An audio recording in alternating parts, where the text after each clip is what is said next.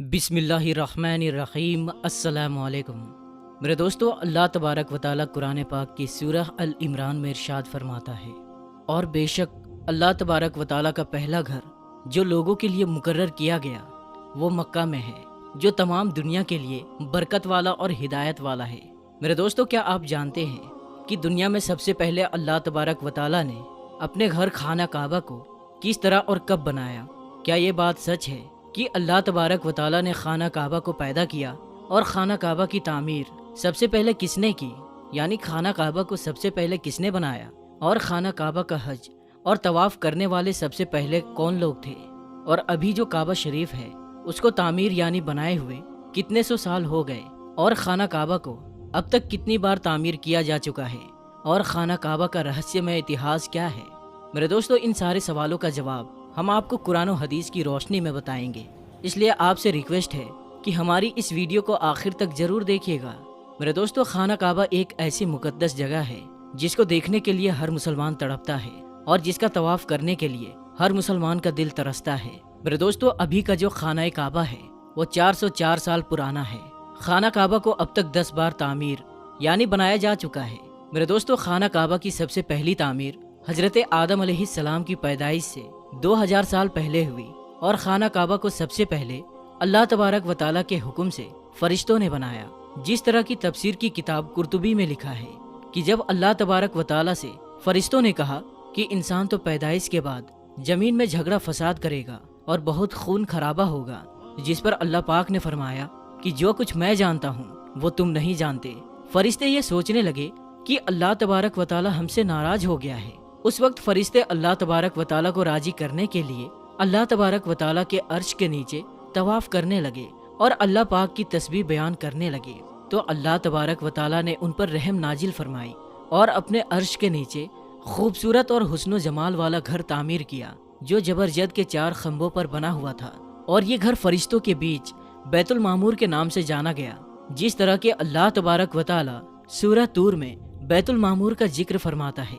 میرے دوستو، بیت المعمور فرشتوں کا کعبہ ہے، اور یہ 7ویں آسمان میں عرش کے سامنے کعبہ شریف کے بالکل اوپر ہے۔ فرشتوں کے بیچ بیت المعمور کی ایسی ہی اہمیت ہے جیسے زمین پر کعبہ شریف کی اہمیت ہے۔ یہ آسمان والوں کا قبلہ ہے، اور ہر روز 70,000 فرشتے اس کا طواف کرتے ہیں اور نماز کے لیے حاضری دیتے ہیں۔ جو فرشتہ ایک بار بیت المعمور میں طواف کر لیتا ہے یا نماز پڑھ لیتا ہے، اس کے بعد دوبارہ اس کو کبھی موقع نہیں ملتا، بلکہ ہر روز نئے 70,000 فرشتے بیت المعمور میں حاضری دیتے ہیں اور اللہ تبارک و تعالیٰ کی عبادت کرتے ہیں۔ بخاری اور مسلم شریف کی حدیث ہے کہ حضور پاک صلی اللہ تعالیٰ علیہ وسلم کو بھی بیت المعمور دکھایا گیا۔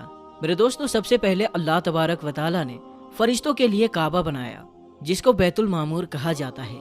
اس کے بعد اللہ تبارک و تعالیٰ نے فرشتوں کو حکم دیا کہ زمین پر بھی اس بیت المعمور کے جیسا میرا گھر بناؤ، تاکہ جس طرح فرشتے بیت المعمور کا طواف کرتے ہیں، اسی طرح زمین پر میرے بندے اس گھر کا طواف کریں اور میری عبادت کریں۔ چنانچہ فرشتوں نے اللہ تبارک و تعالیٰ کے حکم کی تعمیل کرتے ہوئے سب سے پہلے زمین پر بیت اللہ شریف کی تعمیر کی اور اس کا طواف شروع کیا، اور فرشتوں نے ہی سب سے پہلے خانہ کعبہ کا حج کیا۔ میرے دوستو، خانہ کعبہ کی دوسری تعمیر اس وقت ہوئی جب اللہ تبارک و تعالیٰ نے حضرت آدم علیہ السلام کو پیدا کرنے کے بعد زمین پر اتارا۔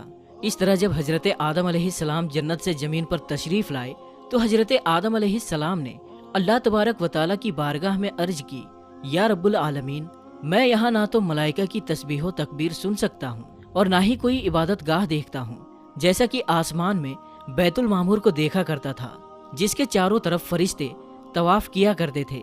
حضرت آدم علیہ السلام کی یہ فریاد سن کر اللہ تبارک و تعالیٰ نے حضرت آدم علیہ السلام سے فرمایا کہ جاؤ، جہاں پر ہم نشان بتائیں وہاں کعبہ بنا کر اس کے چاروں طرف طواف بھی کر لو اور اس کی طرف منہ کر کے نماز بھی ادا کرو۔ حضرت جبرائیل علیہ السلام کو اللہ تبارک و تعالیٰ نے حضرت آدم علیہ السلام کو گائیڈ کے لیے ان کے ساتھ بھیجا۔ چنانچہ حضرت جبرائیل علیہ السلام اللہ تبارک و تعالیٰ کے حکم پر حضرت آدم علیہ السلام کے ساتھ چل پڑے اور انہیں اس جگہ پر لائے جہاں سے زمین بنی تھی، یعنی جس جگہ سے سب سے پہلے زمین کی جھاگ پیدا ہوئی تھی، اور پھر وہی جھاگ پھیل کر پوری زمین بنی۔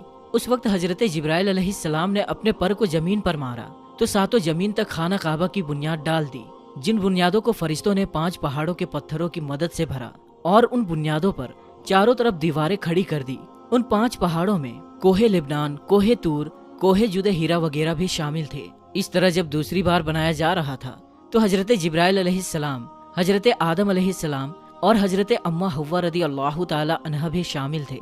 हजरत अम्मा हव्वा रदी अल्लाह ताला अन्हा मिट्टी उठा कर लाती और हजरत आदम अलैहिस्सलाम खाना काबा को बनाते जाते। जब खाना काबा की तामीर का काम पूरा हो गया तो फिर अल्लाह तबारक व तआला ने हजरत आदम अलैहिस्सलाम को तवाफ करने का हुक्म दिया और साथ ही फरमाया कि आप पहले इंसान हैं और ये पहला घर है। फिर हजरत आदम अलैहिस्सलाम खाना काबा की तरफ मुंह करके नमाज अदा किया करते और अल्लाह तबारक व तआला की इबादत में लगे रहते। खाना काबा को तीसरी बार किसने बनाया? तो मेरे दोस्तों, आदम अलैहिस्सलाम के बनाने के बाद वक्त के साथ साथ खाना काबा की दीवारें भी कमजोर होने लगी। तो हजरत आदम अलैहिस्सलाम के बेटे हजरत शीस अलैहिस्सलाम ने मिट्टी और पत्थर से खाना काबा को तीसरी बार बनाया। जबकि कुछ मुफस्सिरीन का ये कहना है कि हजरत शीस अलैहिस्सलाम ने सिर्फ खाना काबा की मरम्मत का काम किया, उसकी तामीर नहीं की। मेरे दोस्तों, अब बात करते हैं खाना काबा को चौथी बार किसने बनाया। तो दोस्तों, खाना काबा को चौथी बार उस वक्त बनाया गया जब अल्लाह तबारक व तआला ने हजरत नूह अलैहिस्सलाम की कौम पर तूफान का अजाब भेजा। तूफान नूह में खाना काबा की इमारत गायब हो गई और कुछ रिवायत के मुताबिक खाना काबा की इमारत को उठा लिया गया और ये जगह सिर्फ एक ऊंचे और लाल टीले की तरह रह गई थी।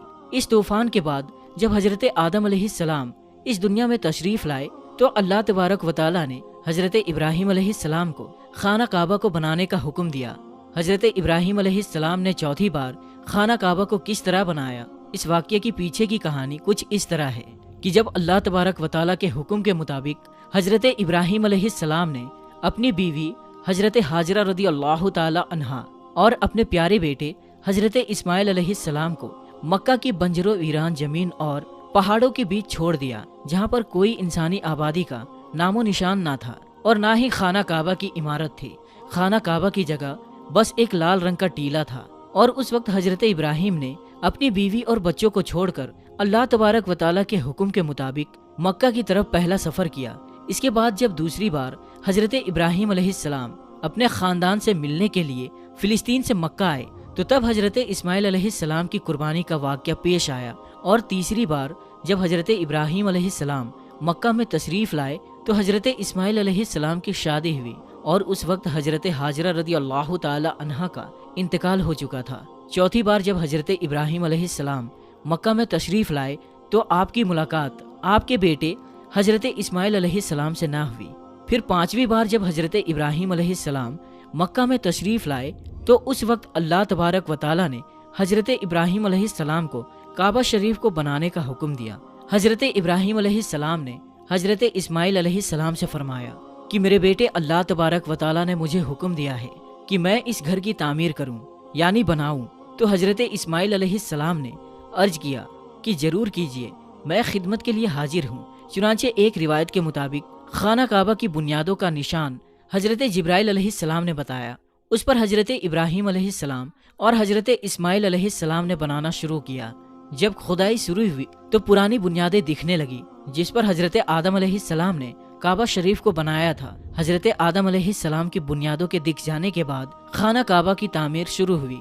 हजरत इब्राहिम अलैहिस्सलाम अपने उस बुढ़ापे में एक कारीगर और हजरत इस्माइल अलैहिस्सलाम एक मजदूर की हैसियत से खाना काबा को बनाने लगे। कोहे लिबनान, कोहे हिरा, कोहे अबुल कैस, कोहे सफा और कोहे मरवा, इन पांचों पहाड़ों से हजरत जिब्राइल अलैहिस्सलाम पत्थर उठा कर लाते और हजरत इब्राहिम अलैहिस्सलाम काबे में लगाते। फिर हजरत जिब्राइल अलैहिस्सलाम की निशानदेही से जबले अबी कुबैस के कुएं से 2 पत्थर मिले। हजरत इब्राहिम अलैहिस्सलाम उन पत्थरों को उठा कर लाए। उनमें से एक पत्थर हजरे अस्वद था और दूसरा पत्थर मकामे इब्राहिम के नाम से मशहूर हुआ। मेरे दोस्तों, मकामे इब्राहिम वो मशहूर पत्थर है जिस पर खड़े होकर हजरत इब्राहिम अलैहिस्सलाम ने काबा की दीवारें बनाई।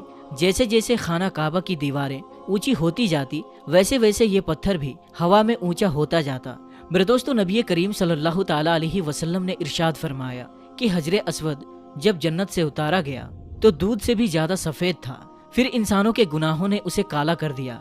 एक और रिवायत के मुताबिक نبی کریم صلی اللہ تعالیٰ علیہ وسلم نے ارشاد فرمایا، حجر اسود اور مقام ابراہیم جنت کے پتھروں میں سے 2 پتھر ہیں، اللہ تبارک و تعالیٰ نے ان کے نور کی روشنی کو بجھا دیا۔ اگر اللہ تبارک و تعالیٰ ان کے نور کی روشنی کو نہ بجھاتا تو یہ پورب سے پشچم تک سب کو روشن کر دیتے۔ خانہ کعبہ کو 5ویں اور 6ٹھی بار کس نے بنایا؟ خانہ کعبہ کو 5ویں بار قوم عمالقہ اور 6ٹھی بار قبیلہ جرہم نے بنایا۔ قبیلہ جرہم میں سے جس شخص نے یہ کام کیا اس کا نام حرس بن مداد اصغر تھا۔ خانہ کعبہ کو 7ویں بار بنانے والے نبی کریم صلی اللہ تعالیٰ علیہ وسلم کے پاک خاندان میں سے ایک بزرگ ہیں جن کا نام حضرت قصا بن کلاف تھا۔ انہوں نے خانہ کعبہ نئے سرے سے بنانا شروع کیا اور ایک بے مثال پختہ عمارت بنوائی۔ دوستو، خانہ کعبہ کو 8ویں بار بنانے کی ضرورت اس وقت پڑی جب قبیلہ قریش کی سرداری کے زمانے میں ایک زبردست سیلاب آیا جس سے خانہ کعبہ کی دیواریں بہت کمزور ہو گئی۔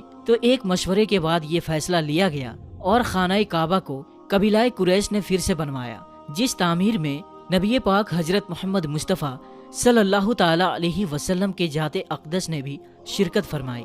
لیکن اس وقت رقم کم ہونے کی وجہ سے قریش کی تعمیر میں حتیم کعبہ کو شامل نہیں کیا گیا تھا۔ خانہ کعبہ کو 9ویں بار اس وقت بنایا گیا جب یزیدی فوج کی پتھر بازی کی وجہ سے خانہ کعبہ کی دیواریں کمزور ہو گئی، تو حضرت عبداللہ بن زبیر نے حتیم کعبہ کو جو قریش کی تعمیر میں شامل نہیں کیا گیا تھا اس کو بھی شامل کر کے بنیاد ابراہیمی پر خانہ کعبہ کو ایک نئے سرے سے بنایا گیا۔ خانہ کعبہ کی 10ویں تعمیر عبد الملک بن مروان کے نائب حجاج بن یوسف، جو کہ ایک ظالم حکمران تھا، اس نے 74 ہجری میں پھر سے خانہ کعبہ کو قریش والی تعمیر کے مطابق بنوایا۔ اس کے دور کے بعد جب خلیفہ ہارون حکومت پر بیٹھا تو اس نے خانہ کعبہ کو گرانے کا فیصلہ کیا اور حضرت عبداللہ بن زبیر کی تعمیر کے مطابق خانہ کعبہ کو تعمیر کرنا چاہا، لیکن امام ابو یوسف نے یہ کہہ کر اسے روک دیا کہ اگر یہی طریقہ کار رہا تو پھر ہر آنے والا حکمران اپنی شہرت کے لیے خانہ کعبہ کو گرا کر نئی تعمیر کروایا کرے گا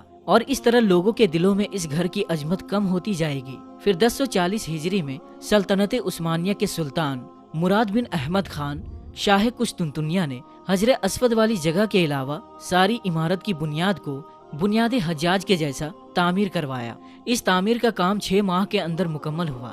اس نے خانہ کعبہ کے اندر سنگ مرمر کا پتھر لگوایا اور بہت ہی خوبصورت چھت بنوائی اور باہر کی دیواریں سنگ خارا سے چونا میں چنی گئی اور بہت ہی قیمتی اور ریشمی کالے رنگ کا پردہ خانہ کعبہ پر ڈالا گیا جس پر کلمہ طیبہ لکھا ہوا تھا اور سنہری لفظوں میں سلطان کا نام بھی لکھا ہوا تھا۔ اس طرح سلطنت عثمانیہ کی تعمیر کے بعد شاہ فہد بن عبد العزیز نے سن 1417 میں کعبہ شریف کو نئے سرے سے بنانے کا کام شروع کیا، لہٰذا اس طرح خانہ کعبہ کی موجودہ عمارت کم و بیش 404 سال پرانی ہے، کیونکہ یہ عمارت 1040 ہجری میں بنی اور اب 1443 ہجری ہے۔